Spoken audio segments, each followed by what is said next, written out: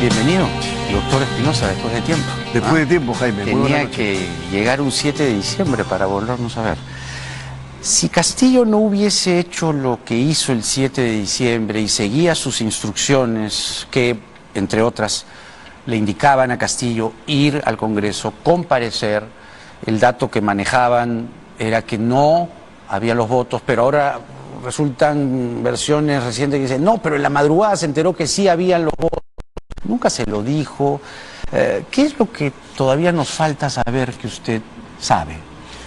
A ver, el presidente Castillo nunca me dijo que iba a hacer lo que hizo, tampoco lo insinuó, porque frente a una insinuación mi respuesta hubiese sido bastante clara. Con la ley penal que conozco en la mano, lo que pretendía hacer era ilegal y si es que se ejecutaba o se materializaba, era delictivo. Entonces, definitivamente no había ni por asomo una idea de que podía pasar lo que pasó. Tan sorprendido como estuviste tú, estuve yo en mi oficina preparándome, faltaban horas para el alegato ante el Congreso, ante el Pleno, y sin embargo no se pudo dar. Cuando vio, supongo que lo vio por la televisión, ¿qué es lo primero que pensó? Estaba ahí hablando y decía y hablaba hasta que, ¿no? Después de la exposición de motivos, dijo la palabrita mágica, disolver. ¿Ahí qué pensó?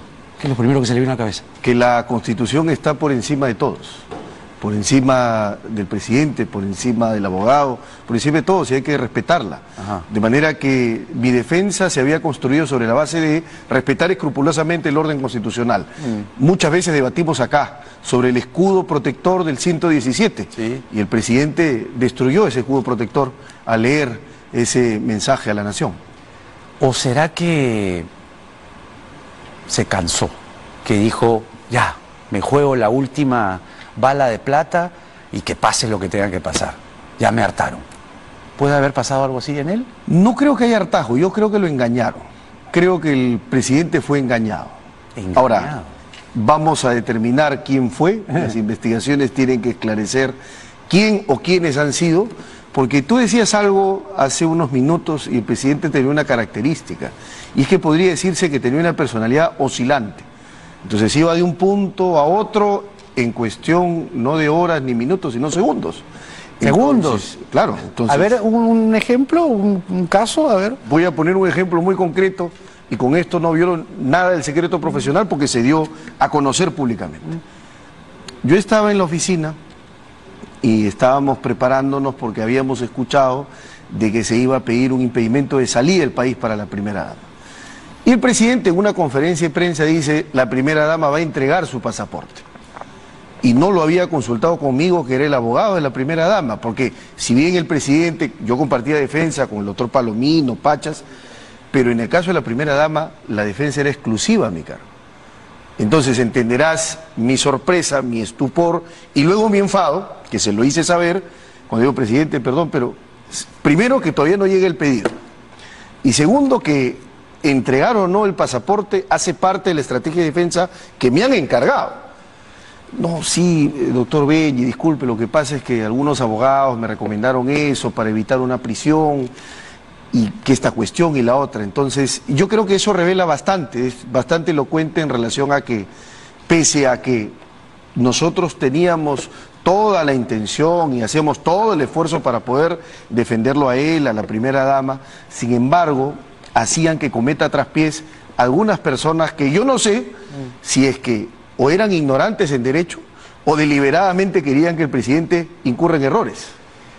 Más allá de el meme, que no es lo que nosotros queremos ahondar aquí, pero claro, Lima pues es Radio Bemba, ¿no? Y ya se ha creado un imaginario colectivo de Castillo asociado a el bajo IQ, ¿eh? Pero yo quiero ir más allá. ¿Qué era lo que tenía Castillo que lo hacía entre estremecerse, entre andar confundido, digamos, un nervio patológico, una inseguridad, o es que en realidad no sabía dónde estaba parado? Probablemente el presidente lo que quería era mostrar algo que quienes estábamos en su círculo cercano conocíamos, que era una persona sencilla y que nunca llegó a ensoberbecerse con el poder. Pero en ese camino de mostrar lo que era, porque yo puedo decirte con absoluta convicción que eso no ha sido ningún embozo, ningún disfraz para poder mostrar una cosa que no era, él era realmente así, en ese camino fue al otro extremo.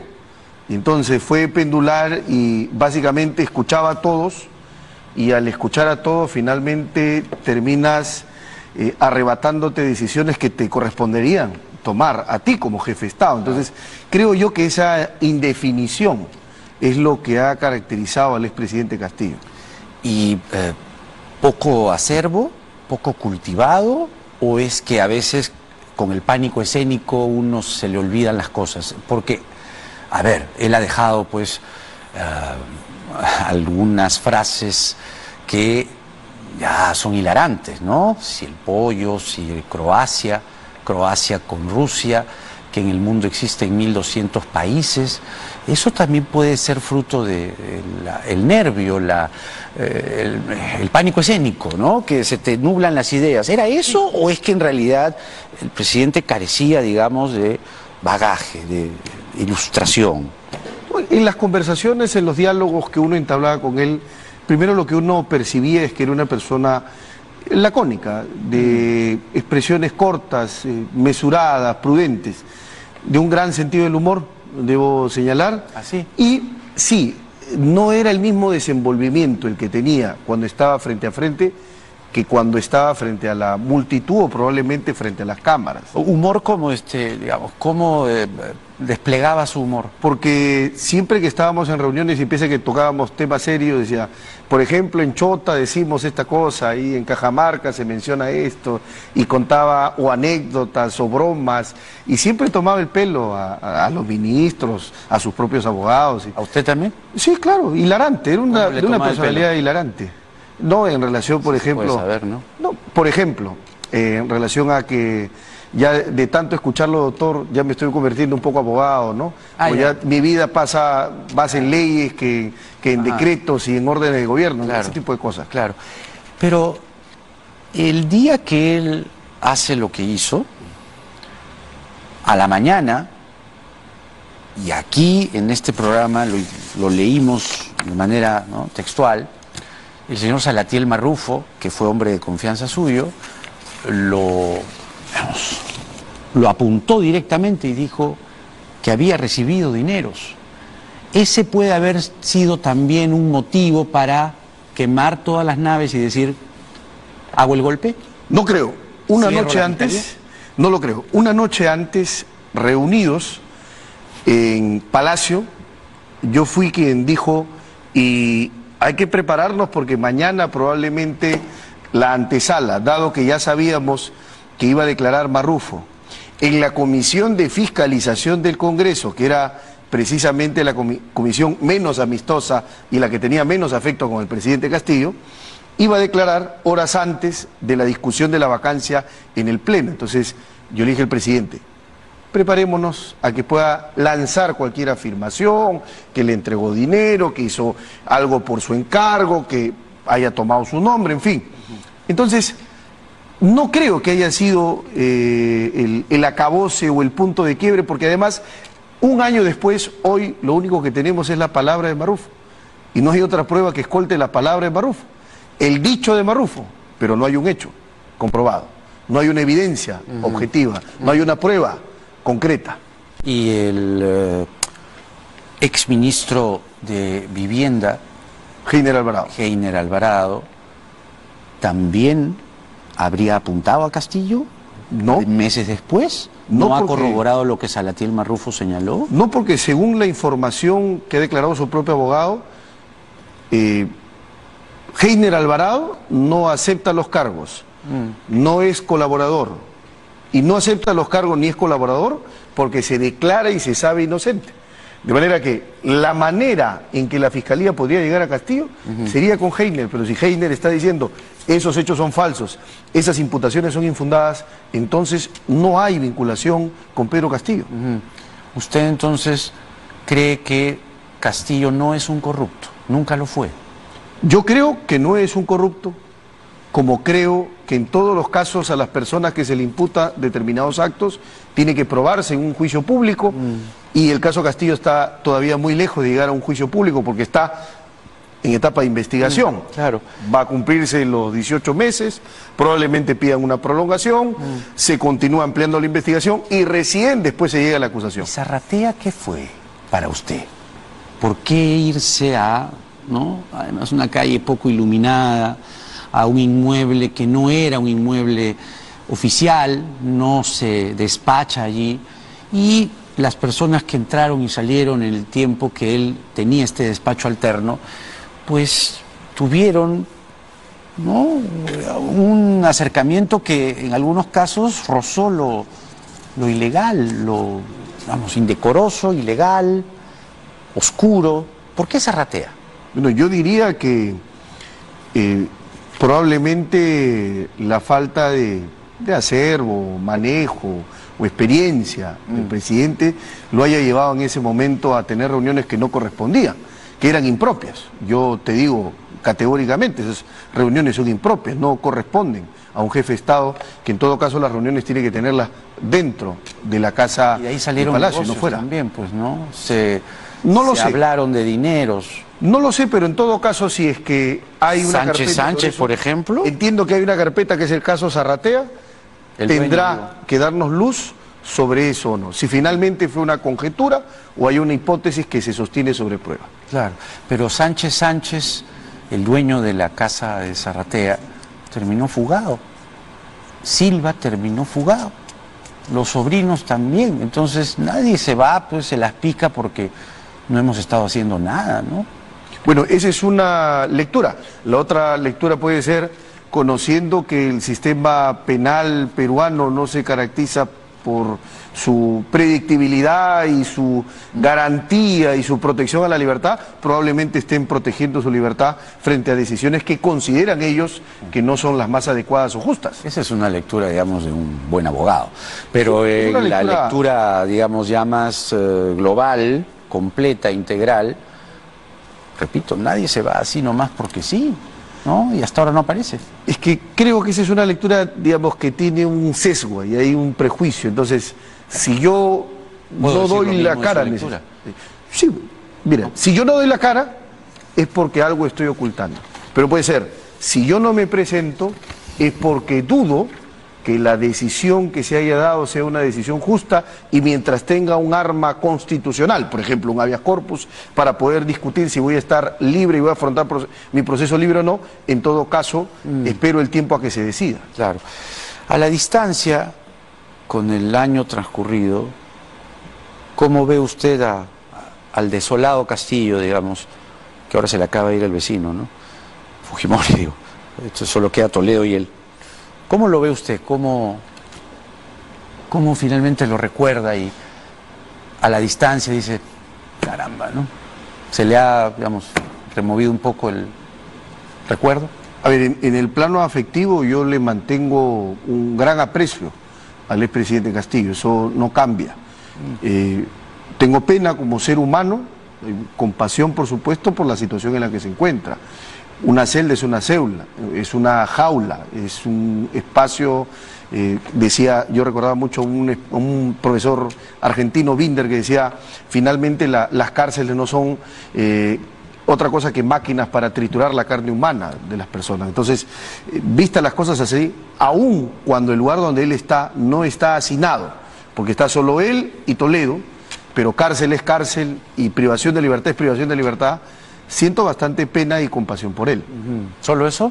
Porque, digamos, cárcel es cárcel, pero está allí porque quiso hacer un golpe. Y si entramos al tema de la intentona, digamos, que terminó en fracaso, fue un fracaso total, fue un fiasco eso, claramente. Yo he mantenido mi posición desde el principio en la línea de que el caso de rebelión es un caso sin fundamento. ¿Por qué? Porque según nuestra ley penal, la rebelión se comete, dice, la persona que para poder deponer a un gobierno legalmente constituido, cambiar la forma democrática o el modelo constitucional, dice el que se alza en armas. Y entonces en el derecho penal, para que haya tentativa de algo, tienes que empezar a cometer eso, que la ley penal te prohíbe. ¿Y qué tendría que haber hecho Castillo? Empezar a alzarse en armas. No hubo. Lo que hizo Castillo con el discurso fue un acto preparatorio para rebelarse, pero finalmente nunca empezó a rebelarse. ¿No será que las leyes están desactualizadas y se considera o se cree, ¿no? Y se lee literalmente en algunos casos, él también, que solo sí una rebelión en pleno siglo XXI?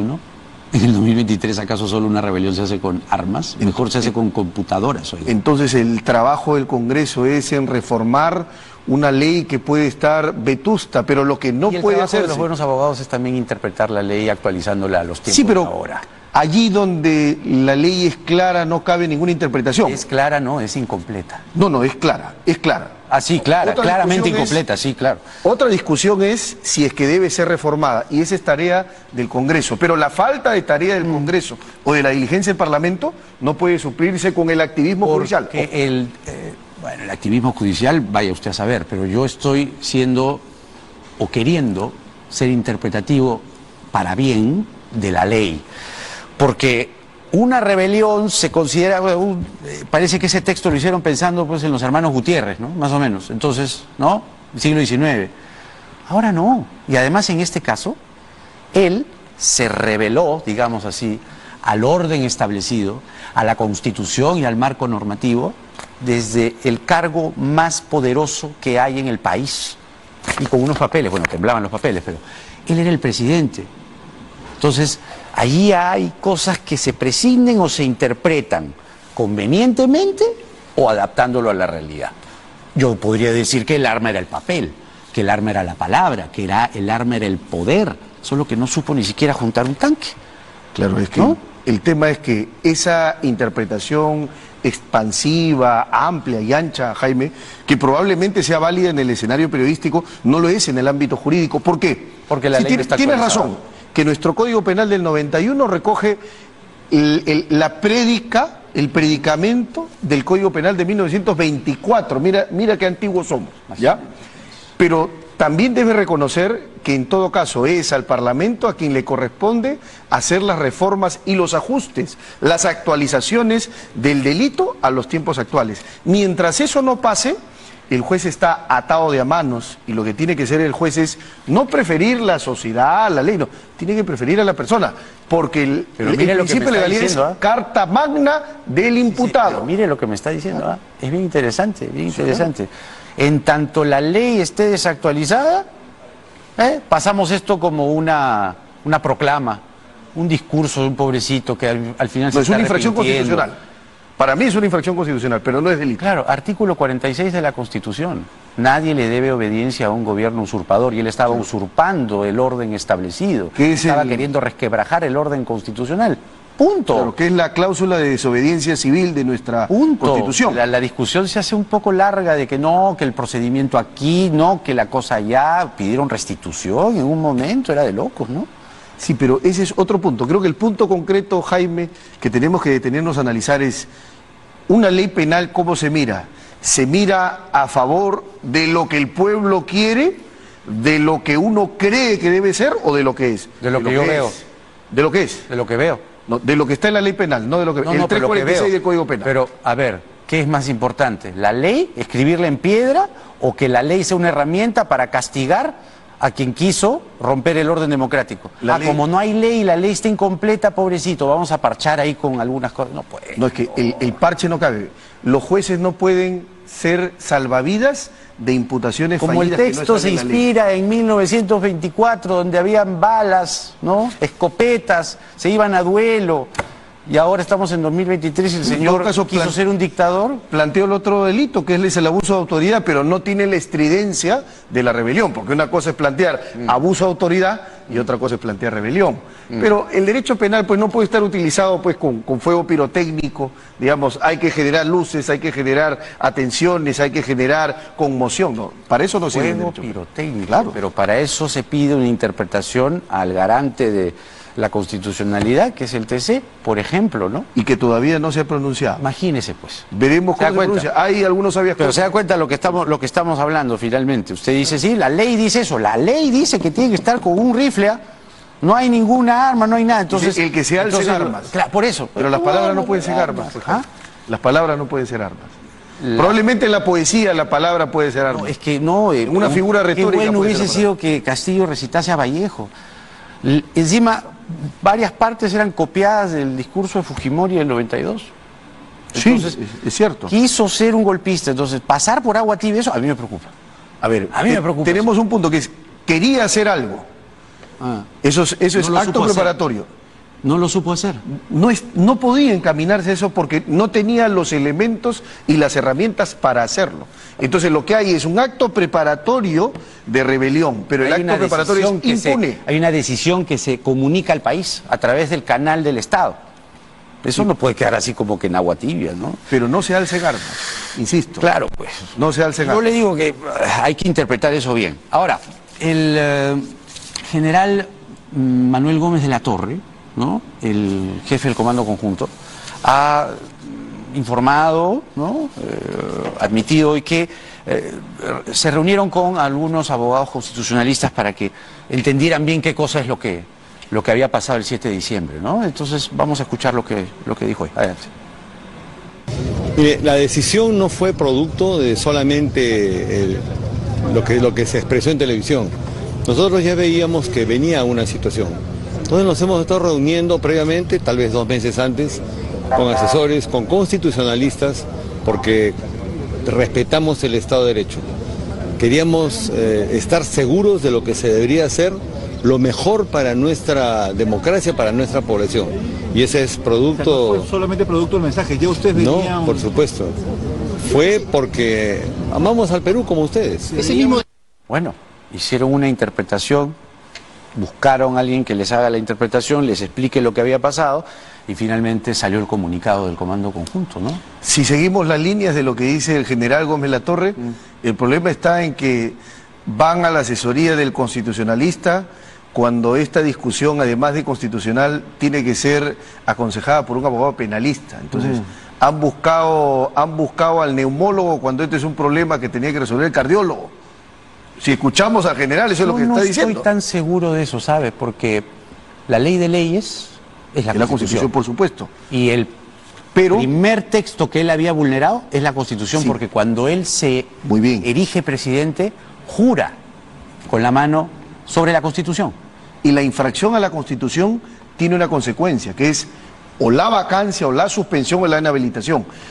Pero la comisión del delito... usurpador. Pero la comisión del delito, que es otro plano, que son 2 planos distintos. No, pero a ver, el artículo 46. Está bien. Él quiso implementar un gobierno usurpador.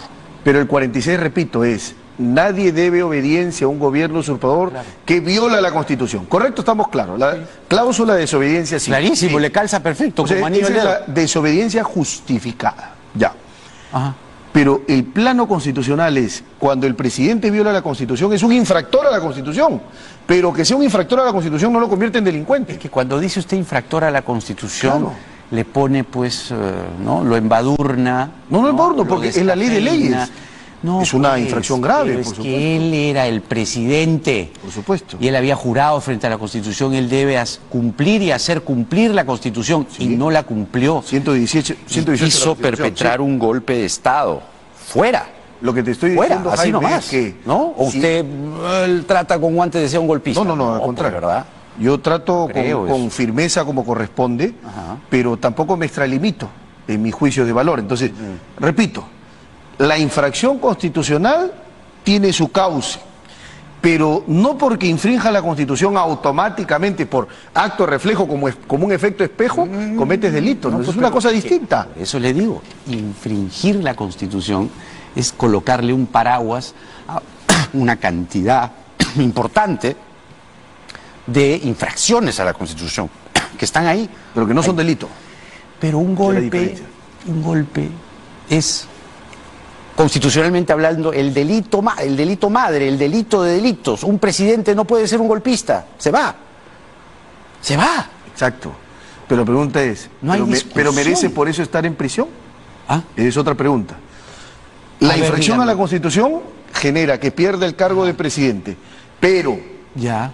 la comisión del delito es lo que genera que pueda tener responsabilidad penal ¿Cómo y cautela perder su libertad. la legislación peruana si es que alguien que ha sido elegido en las urnas hace lo que quiso hacer?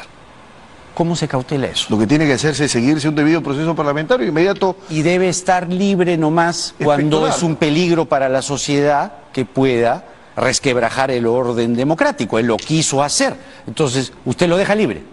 Ahí hay otra discusión que es interesante Es la que y, le que, estoy y diciendo. que el Congreso tiene que resolver. Es, en el Perú existe el procedimiento de levantamiento de la inmunidad por flagrancia y vamos a otro plano. ¿Qué cosa es Hubo una flagrancia? interpretación de la Corte Suprema.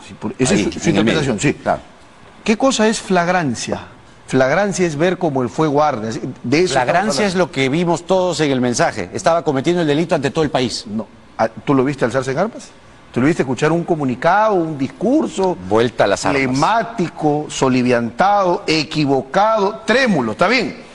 Pero eso no es lo mismo que decir, allá se está cometiendo el delito. Hay un acto preparatorio. ¿Cuándo hay flagrancia? Cuando en vivo y en directo tú percibes sensorialmente que hay delito.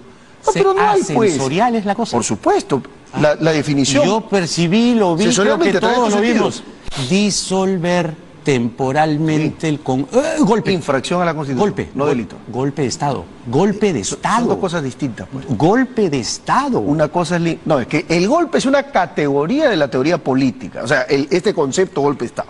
Pero acá no estamos hablando de teoría política, estamos hablando de derecho penal. Caramba, Y el usted- 346... Usted, digamos, vacila frente a si es que democracia o dictadura. No, para nada. Yo soy un demócrata carta cabal, por eso está mi renuncia. Pero- pública. Ya. Clara. ¿Y por qué renuncia entonces, pues? Porque violó la Constitución. Pero mi renuncia no es porque cometió delito. Nos estamos entendiendo. Que son dos planos distintos, Un Jaime. Yo presidente que quiero me viola la entiendas. Constitución y Viola la quiere romper Constitución. el orden democrático no puede permanecer libre, pues. No. Ahí está la diferencia que tenemos. ¿No? Tenemos posiciones antípodas contrarias. ¿Por qué? Mi Porque posición yo- es más de principio. No, mi Alguien posición que también está es principio de queriendo legalidad. resquebrajar el orden constitucional. Ah, no, está bien, que vaya ahí libre por las calles. Yo no digo que se le dé de pláceme, se le dé una corona y se le felicite. Lo que yo digo es que el derecho penal hay que tomarlo con rigor y con seriedad. Y en casos extremos, y acá no corresponde. Concuerdo con usted. Repito, acto preparatorio de rebelión, pero no había inicio de ejecución de rebelión. La presidenta Boluarte se ha referido a la fecha. Le pido, por favor, si podemos escucharla por un instante. Adelante. Entonces podemos decir, una vez más, que esa impronta golpista estaba condenada al fracaso desde un inicio. El país no iba a permitir que un puñado de personajes que no creen en las reglas de la democracia nos arrebatarían la institucionalidad que tanto nos costó alcanzar y preservar en los últimos años, en los últimos tiempos. Bueno, era por lo menos, ¿no?, un mensaje general, ¿no?, de lo que ha pasado, y ahí ella vuelve a decir de justamente, ¿no?, estás del lado de la democracia, del marco normativo, de lo que dice la Constitución, la ley de leyes, usted como hombre de derecho la tiene, supongo, ¿no?, en una urna, y los demás códigos y todo lo demás. Entonces, Castillo finalmente sí petardeó la Constitución. Entonces, ¿cómo puede seguirse, ¿no?, queriendo, como algunos dicen, no, suéltenlo? Él dice, ¿usted le cree cuando dice que él solo cometió él leyó una proclama política? Porque es la última que ha salido a decir ahora hace poco. Él tiene derecho a defenderse. Yo no creo que sea así. Yo creo, además, si es que él está convencido hoy, después de un año, que eso era simplemente una proclama y estaba recogiendo el mensaje del pueblo, bueno, es que creo que no tenía muy claro la posición en la que se encontraba, ¿no? Él estaba en el lugar cimero de la República, es el primer ciudadano de la República. En eso yo tengo una crítica absolutamente frontal. Crítica que, repito, no cambia un ápice mi posición principista de defender la legalidad. El principio de legalidad es la carta magna del ciudadano o expresidente imputado de un delito. Y Por con el eso derecho es que penal no él se juega. salió del poder, pues. Por eso Por eso que yo renuncié, ¿no? porque el presidente me quitó la alfombra. porque durante todo el tiempo mi defensa se sustanciaba en el respeto al orden constitucional. Un presidente que con ese mensaje está hiriendo de muerte el orden constitucional no merece, desde el punto de vista jurídico, mi permanencia como abogado. Habrán abogados que se mantengan con él, pero dada mis convicciones democráticas y mi defensa principista y mi defensa sobre la supremacía constitucional, se había visto socavada y erosionada ese día. ¿Y qué hace usted si un día así Castillo lo vuelve a llamar y quiere contratarlo de vuelta? Es que han habido acercamientos a través de su familia, a través de su primo, han venido a la oficina. Y yo les he dicho que no, mi no es rotundo, pero además amistoso y afectuoso, les he dicho mis razones. ¿Cuántas veces se le han acercado? Un par de veces. Un par de veces han visitado la oficina, los he atendido. ¿Quiénes? ¿Se puede saber? Sí, algunos familiares del presidente, no voy a dar los nombres. Familiares, pero por encargo de... Porque han ido a visitarlo al presidente, por supuesto, él decía, con su autorización. Traigan a Benji de vuelta. Pidiendo, digamos, que pueda reconsiderar mi decisión. Pero mi decisión es bastante clara, mi renuncia es irrevocable, lo cual no significa que yo no soy de las personas que cuando el árbol está caído empiezan a hacer leña. Yo no tengo esa filosofía y ese predicamento. Me parece muy bien, acompaño ese principio, creo que es muy sano, dice mucho además de usted, pero no acepta y no aceptaría. No aceptaría. ¿Y por qué? Porque lo que hizo, aun cuando no sea delictivo, es absolutamente indebido, fue inconstitucional. Y yo he basado toda mi defensa, hasta desgañitarme, que el presidente, aun cuando habían proyectos de reforma constitucional, de asamblea constituyente... Aun cuando no es delictivo, o sea, un golpe para usted no es delictivo. Su intentona, fracasada, fútil, que finalmente no movió nada, porque nadie le hizo caso. Nadie le hizo caso, siendo el presidente, ojo. No, yo no estoy negando su condición. Ni organizó. No organizó, no planificó. Supongo que ni organizó, alguien le dijo y puede ser, sí, entonces, como el pueblo me dice aquí y allá, eso no importa. Lo que importa es la intención, la proclama, el decir, yo soy el jefe de Estado, soy presidente de la República, me pongo la banda, salgo en televisión nacional y digo que se cierra todo y que tengo el poder absoluto. Pero para que haya rebelión, eso es una infracción a la Constitución, pero no es delito de rebelión. Eso no es inicio de ejecución de rebelión. No basta la intención, probablemente la intención la tenía. No tienen armas, digamos. Porque la ley penal dice que necesariamente se empieza a cometer el delito cuando se empieza a alzar en armas y se termina cuando se alza en armas.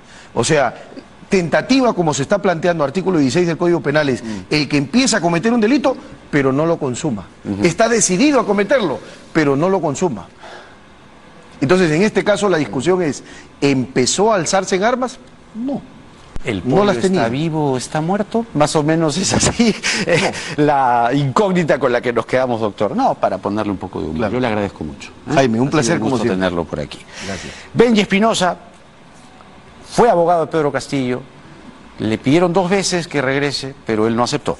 Y no aceptaría nunca más.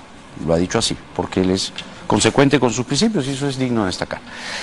Vamos a hacer la pausa y vamos a regresar con la otra mirada, ¿no? La mirada de quienes desde el primer momento